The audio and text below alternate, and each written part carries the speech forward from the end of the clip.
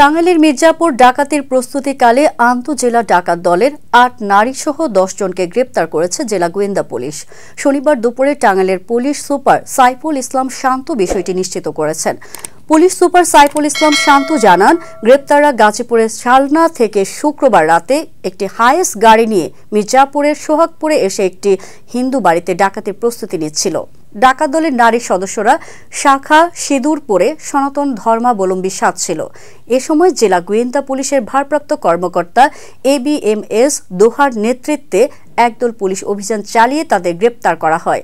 তাদের ব্যবহৃত হাইস গাড়িটিও জব্দ করা হয়। জেলা গোয়েন্দা পুলিশের SI মনির হোসেন বাদী হয়ে মির্জাপুর থানায় একটি মামলা করেছেন।